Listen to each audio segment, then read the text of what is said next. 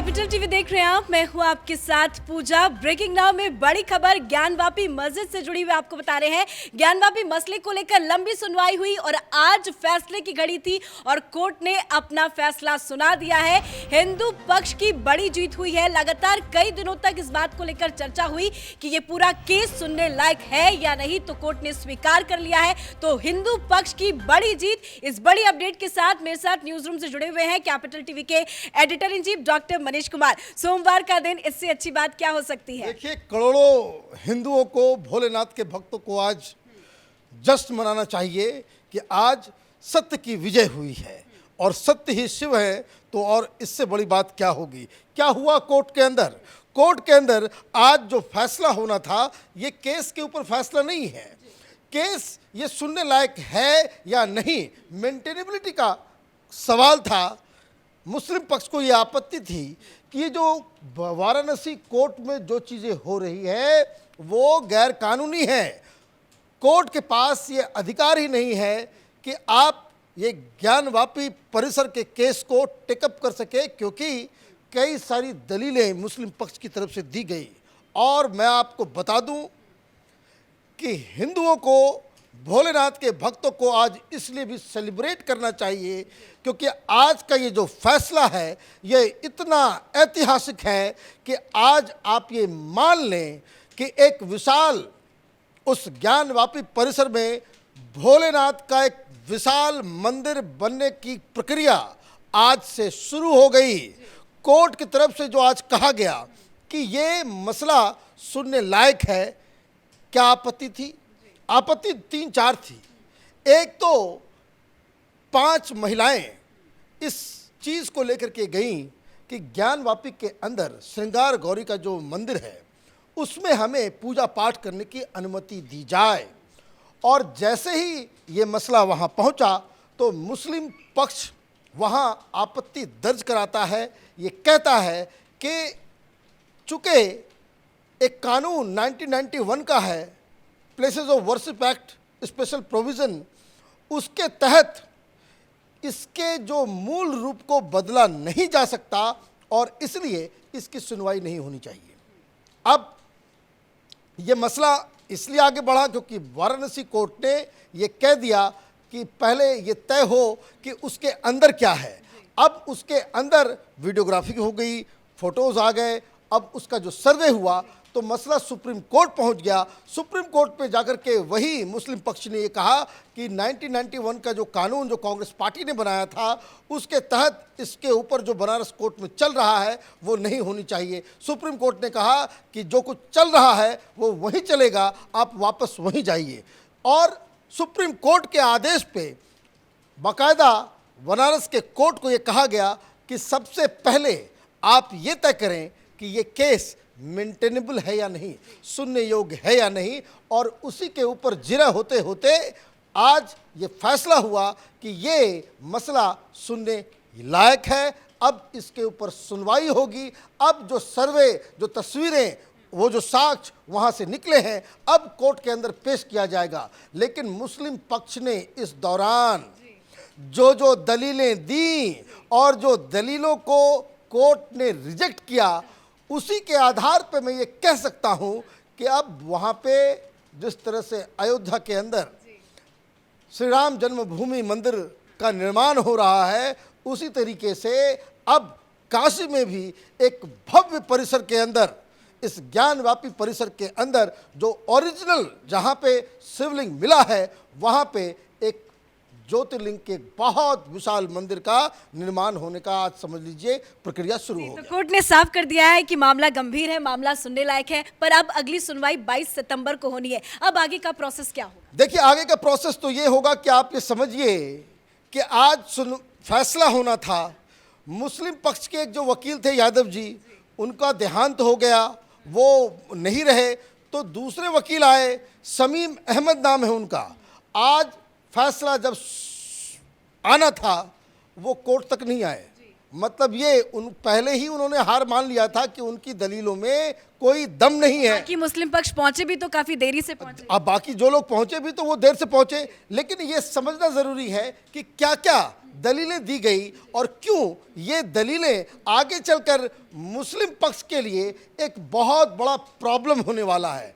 पहली दलील जो उन्होंने दी, जो मैंने बताया कि 1991 का कानून जो कांग्रेस पार्टी ने, वो राम जन्मभूमि के ऊपर जो विवादित स्थल था उसके स्ट्रक्चर के गिराए जाने के बाद वोटों की राजनीति के तहत वो जो कानून प्लेसेस ऑफ वर्शिप एक्ट को लाया, उसका इस्तेमाल के ऊपर जो कोर्ट ने कहा कि नहीं, ये लागू नहीं होता है। इसका मतलब है कि जब ये फैसला आएगा श्रृंगार गौरी और ये जो विवाद जो ओरिजिनल केस है उसमें, उस कानून का कोई भी असर इस केस के ऊपर नहीं होगा और सुप्रीम कोर्ट ऑलरेडी उस कानून के ऊपर सुनवाई एक्सेप्ट कर चुका है कि उसके ऊपर अलग से सुप्रीम कोर्ट में। तो कहने का मतलब ये है कि जो दलील थी मुस्लिम पक्ष की कि 1991 के कानून के तहत आप जो है ना, आप कृष्ण भूमि में कुछ कर सकते हैं, ना आप कुतुब मीनार में कुछ कर सकते हैं, ना बहुत सारे इस तरह के जो मंदिर हैं उसके ऊपर वो आप नहीं कर सकते। तो आज का जो ये फैसला है वो न सिर्फ ज्ञानवापी, बाकी सारे केसेस के ऊपर भी ये अप्लीकेबल होगा। तो एक बड़ी चीज़। दूसरी चीज़ कि इन्होंने ये कहा कि देखिए जो महिलाएं हैं, इन्होंने कहा कि भाई हिंदू महिलाओं को वहाँ पे पूजा पाठ करने की अनुमति देनी चाहिए। तो इसका मतलब ये है कि महिलाएं कितनी खुश है, जरा वो तस्वीरें दिखा दें, क्योंकि इसका इंतजार काफी महीनों से हो रहा था। काफी ज्यादा उत्साहित है सारी की सारी याचिकाकर्ता। हालांकि ये सभी याचिकाकर्ता कोर्ट रूम में भी मौजूद थी, इंतजार कर रहे थे कि क्या फैसला आएगा। तस्वीरों में आप देख सकते हैं कि काफी ज्यादा उत्साह है, सब झूमते गाते नाचते नजर आ रहे हैं। मिठाइयां तो शुरू से ही बंटनी शुरू हो गई थी, पहले से इनको पता था कि आज हमारी बड़ी जीत होगी। देखिए, मुस्लिम पक्ष की तरफ से सत्य नहीं था, दलील। कैपिटल टीवी के दर्शक इस चीज़ को जानेंगे कि हम लोग जब से इसको कवर कर रहे हैं तब से इस बात को हम लोग कहते आ रहे हैं कि कोर्ट के अंदर में भाषणबाजी नहीं चलता। आपके पास दलील होनी चाहिए, दलील के साथ साथ आपके पास उस तरह के दस्तावेज होने चाहिए। आपने क्या, एक तो कानून का सहारा लिया आपने, दूसरा जो आपने कहा कि जो महिलाएं ये जो आई हैं ये हिंदू महिलाओं के पूजा के अधिकार के लिए आई हैं। ये जो प्ली है ये दरअसल एक पीआईएल के फॉर्म में है, पब्लिक इंटरेस्ट लिटिगेशन है, और इसीलिए इसकी सुनवाई लोअर कोर्ट नहीं कर सकता। पीआईएल हाई कोर्ट में या सुप्रीम कोर्ट में ही सुना जा सकता। तो ये मुस्लिम पक्ष की तरफ जब आप इस तरह की दलीलें देना स्टार्ट करते हैं तो उसका मतलब साफ है कि आपके पास सत्य नहीं है, दस्तावेज नहीं है, आपके पास फैक्ट नहीं है, तब आप इधर उधर की बातें करते हैं। फिर जो बड़ी चीज़ जो उसमें कही गई कि जो हिंदू पक्ष की तरफ से कहा गया, जो मुस्लिम पक्ष की तरफ से, कि ये वक्फ की ज़मीन है। वक्फ की ज़मीन क्यों है? क्योंकि उन्होंने कहा कि भाई ये देखिए मस्जिद तो औरंगजेब ने बनवाई थी और औरंगजेब जो है वो इस पूरे परिसर का मालिक था, तो और ऑब्वियसली ये वक्फ की ज़मीन हो गई। लेकिन इसमें एक त्रुटि, आपको वो दस्तावेज देना होगा वक्फ की ज़मीन क्या होती है, कि कोई व्यक्ति उस ज़मीन को इस्लाम के बढ़ावा, मस्जिद के लिए, मंदिर के लिए, मस्जिद के लिए, मदरसा के लिए वो बाकायदा दान करता हो। तो दान करने का दस्तावेज तो आपके पास होना चाहिए। लेकिन हिंदू पक्ष कह रहे हैं जो उन्होंने दस्तावेज दाखिल किए कोर्ट में वो फर्जी थे।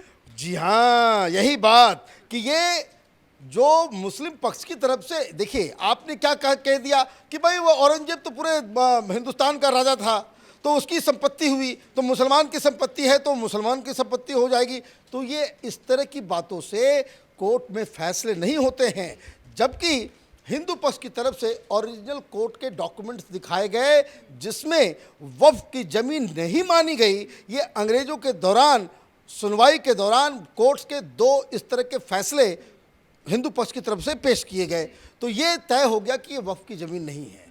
लेकिन जो मास्टर स्ट्रोक है जो हिंदू पक्ष की तरफ से जो विष्णु जैन ने दिए, और विष्णु जैन साहब को बाकायदा मुबारकबाद देना चाहिए कि बहुत ही अच्छे तरीके से एक इम्पॉसिबल केस को पॉसिबल उन्होंने बनाया है। कैसे बनाया? जो उन्होंने तर्क दिया, उन्होंने कहा कि देखिए जो हिंदुस्तान का कानून है कि मंदिर तो मंदिर है, एक बार प्राण प्रतिष्ठा हो गया तो वो अंत काल तक, जब तक सृष्टि है तब तक वो मंदिर ही है। इसको कोई भी कानून, चाहे 91 का या 47 का, अंग्रेज का, औरंगजेब का, ये उस सच्चाई को बदल नहीं सकता। और ये तो एक ज्योतिर्लिंग है, ज्योतिर्लिंग में प्राण प्रतिष्ठा नहीं होता, तो ये तो पूरा का पूरा भोलेनाथ का है। अब आप इस बात को समझिए कि क्या मसला, मैं क्यों कह रहा हूँ कि भोलेनाथ का अब मंदिर वहाँ बनने की प्रक्रिया शुरू हो गई है। क्यों?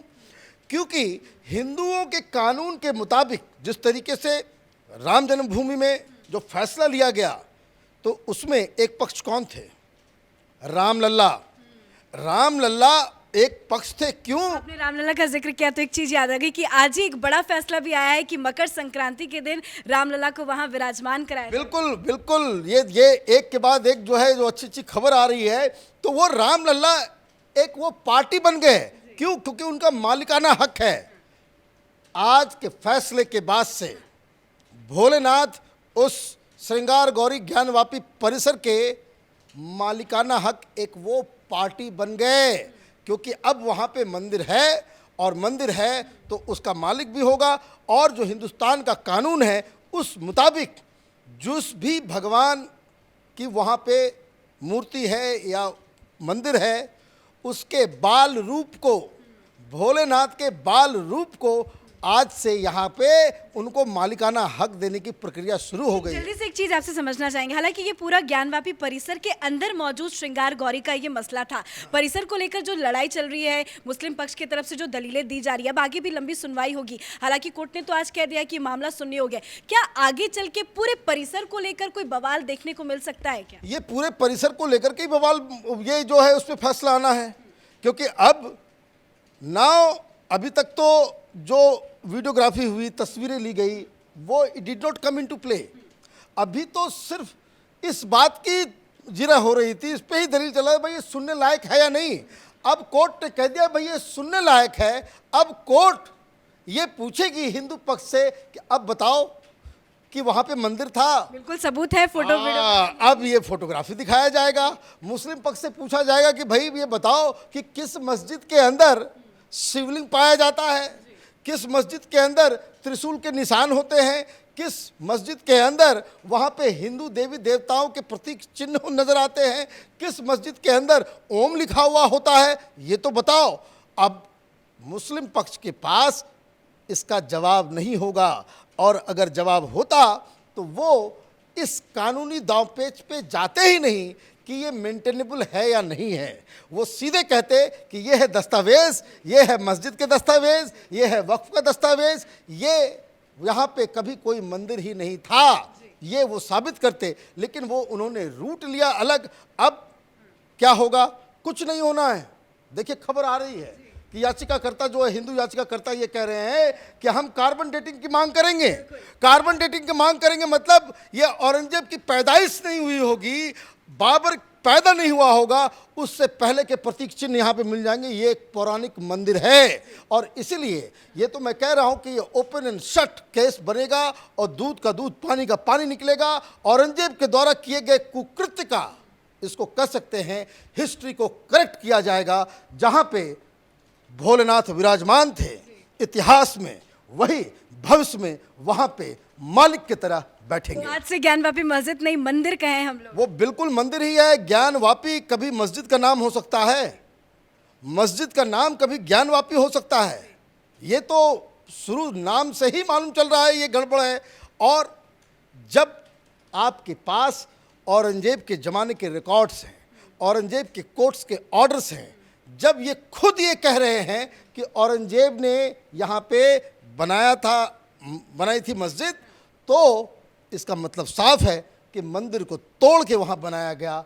अब वापस वहाँ पे मंदिर बनना चाहिए और आगे बन के रहेगा। जी धन्यवाद अपडेट के लिए। तो सीधी तस्वीरें आपको दिखाते हैं वाराणसी कोर्ट से, लाइव तस्वीरें देखिए कि कितनी ज़्यादा उत्साह और उमंग वहाँ पे नजर आ रही है। हालांकि सिक्योरिटी आज पूरे वाराणसी से लेकर पूरे देश भर में टाइट थी, लेकिन पूरा नज़र वाराणसी पे सभी को लेकर था कि क्या कोर्ट फैसला सुनाता है। तो आज कोर्ट की तरफ से ऐतिहासिक फैसला सुनाया गया। काफ़ी महीनों तक इस बात को लेकर ही जिरा होती रही कि ये पूरा मसला जो है वो सुनने लायक है या नहीं, यानी कि पूरी केस की मेंटेनेबिलिटी को लेकर आज कोर्ट ने अपना अहम फैसला सुनाते जाते हुए कह दिया कि ये मामला गंभीर है, कोर्ट में इस मसले की सुनवाई होगी और अब अगली जो सुनवाई है वो 22 सितंबर को की जाएगी। तो वहीं हिंदू पक्ष की तरफ से कार्बन डेटिंग की भी मांग की जाएगी। इस बड़ी और ऐतिहासिक खबर पे आप अपनी राय कमेंट करके जरूर लिखें। इस खबर पे मेरे साथ फिलहाल इतना ही। कैमरा पर्सन रवि के साथ मैं पूजा, कैपिटल टीवी।